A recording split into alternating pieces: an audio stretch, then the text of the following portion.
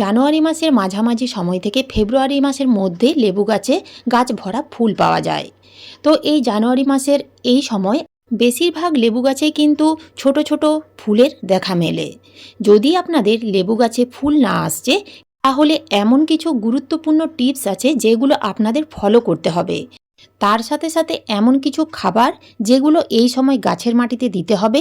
এমন কিছু খাবার আছে যেগুলো এই সময় গাছের মাটিতে একেবারেই দেওয়া যাবে না। যদি আমরা না জেনে বুঝে সেই খাবারগুলো প্রয়োগ করি, তাহলে সেই লেবু গাছ থেকে গাছ ভরা ফুল পাবো না। দু একটা ফুল আসবে, কিন্তু সেই ফুলগুলো ফলে পরিণত হওয়ার আগেই ঝরে পড়ে যাবে। তো কী সেই খাবার, কী সেই পরিচর্যা জানতে গেলে ভিডিওটির সাথে থাকতে হবে।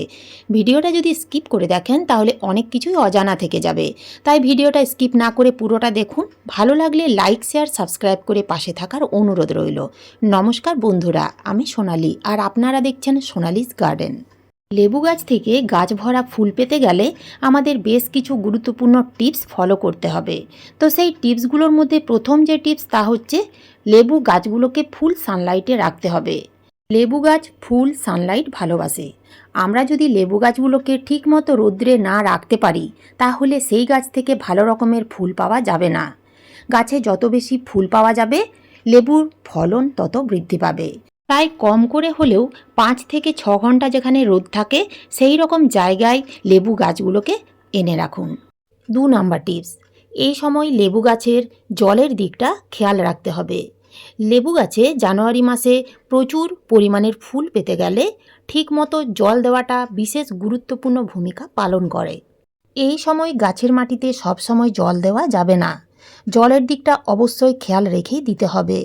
যখন দেখবেন উপরের মাটি একেবারেই শুকিয়ে গেছে, গাছের পাতা পুরো ঝিমিয়ে গেছে, তখন আপনারা গাছের মাটিতে জল দেবেন, অর্থাৎ মাটিতে জলের টান দিতে হবে। ঘন ঘন গাছের মাটিতে জল দেবেন না। যদি আপনারা এই সময় গাছের মাটিতে জলের টান দেন, তাহলে কি হবে, জলের অভাবে গাছের পাতাগুলো শুকিয়ে যাবে এবং এইভাবে গাছের পাতা ঝরে পড়ে যাবে। গাছ পুরো ফাঁকা হয়ে যাবে এবং সেই গাছে প্রচুর পরিমাণে ফুল আসবে।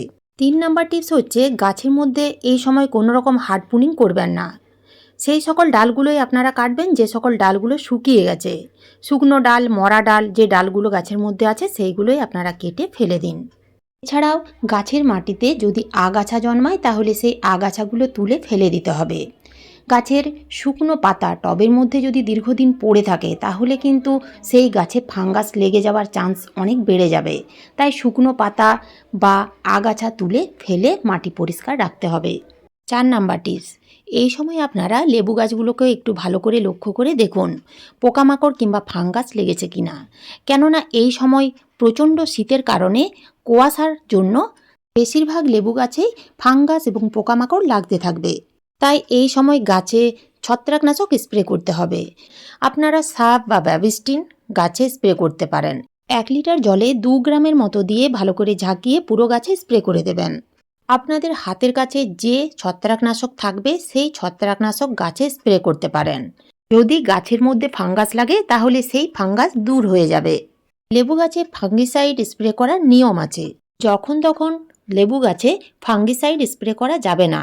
যদি দেখেন আপনাদের লেবু গাছে এখনও কুঁড়ি আসেনি, অর্থাৎ কুঁড়ি আসার আগে, কিংবা কুঁড়ি এলেও সেই কুঁড়িগুলো এখনও ফোটেনি, ঠিক এই রকম অবস্থায় আছে, তো এই রকম অবস্থায় আপনারা কিন্তু গাছে ফাঙ্গিসাইড স্প্রে করতে পারবেন।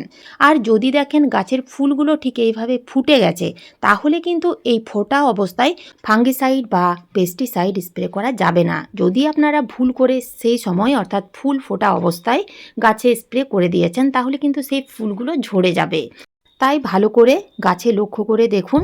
যদি কুঁড়ি অবস্থায় আছে তাহলে আপনারা গাছে স্প্রে করুন, আর যদি ফুল ফুটে গেছে তাহলে এই সময় আর স্প্রে করবেন না। 5 নাম্বার টিপস খুবই গুরুত্বপূর্ণ, কেননা এই সময় আমরা কি খাবার এই গাছের মাটিতে দিতে পারবো, কি খাবার দেওয়া যাবে না। সঠিক সময়ে যদি আমরা সঠিক খাবার না দিই, তাহলে লেবু গাছে কুঁড়ি আসবে না, বা কুঁড়ি এলেও সেই কুঁড়িগুলো ফুলে পরিণত হওয়ার আগেই অধিকাংশ কুঁড়ি ঝরে যাবে। তো বন্ধুরা, যখন দেখবেন গাছে কুঁড়ি আসার সময় হয়ে গেছে, সেই সময় আমরা সেই সকল লেবু গাছে কখনোই ভারী খাবার দেব না। ভারী খাবার বলতে কোনো মিশ্র খাবার এই সময় দেওয়া যাবে না। এছাড়াও নাইট্রোজেনযুক্ত খাবার অর্থাৎ যে খাবারের নাইট্রোজেনের মাত্রা বেশি আছে সেই সকল খাবার এই সময় দেওয়া যাবে না। নাইট্রোজেনযুক্ত খাবার প্রয়োগ করলে গাছে পাতায় ভরে যাবে, সেরকমভাবে কুঁড়ি আসবে না।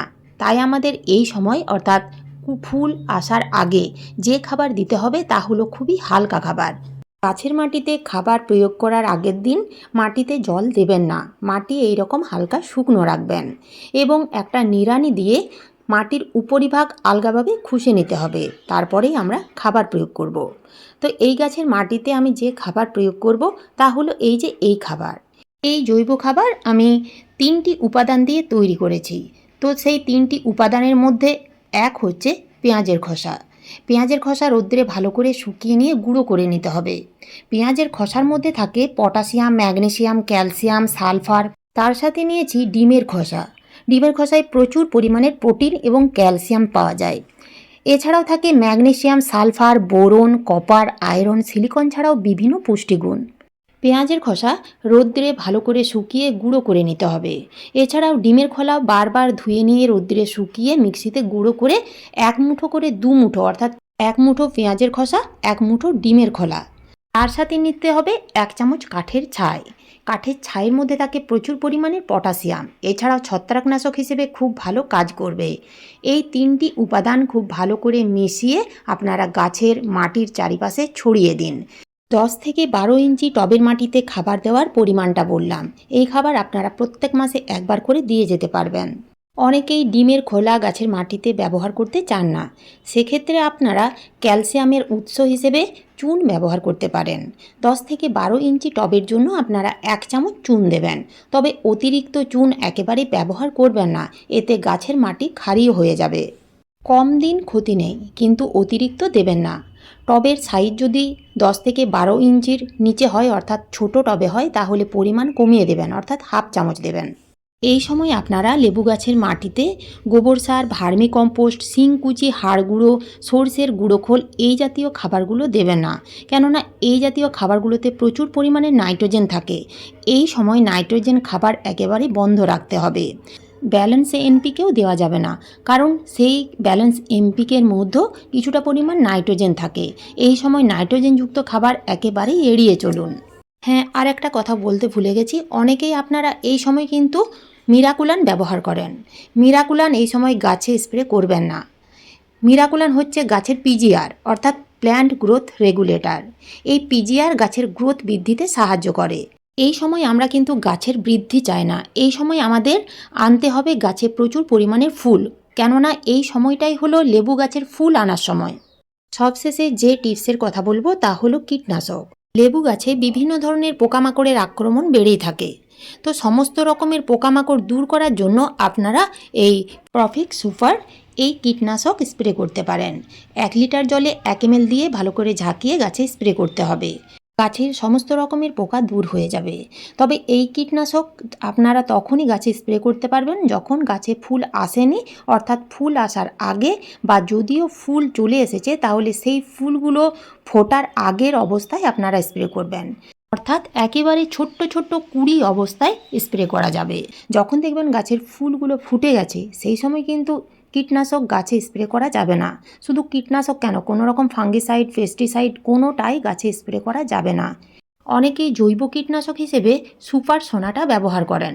তো এই সময় কিন্তু সুপার সোনাটা গাছে স্প্রে করবেন না, কেননা সুপার সোনাটা একদিকে যেমন কীটনাশক হিসেবে কাজ করে, অন্যদিকে তেমনি প্ল্যান্ট গ্রোথ রেগুলেটর হিসেবেও কাজ করে। তাই এই সময় সুপার সোনাটা ব্যবহার করবেন না। এই পরিচর্যা করে আমার লেবু গাছগুলোতে কিন্তু এত পরিমাণ ফুল ফোটে। তো লেবু গাছে প্রচুর পরিমাণের ফুল আনতে গেলে গাছের মাটিতে এই সময় এই খাবারগুলো প্রয়োগ করুন। গুরুত্বপূর্ণ ছোট্ট ছোট্ট টিপসগুলো ফলো করুন এবং এই সামান্য কিছু সতর্কতা অবলম্বন করুন, দেখবেন আপনাদের লেবু গাছেও এরকম গাছ ভরা ফুল আসবে এবং বাম্পার ফলন হবে।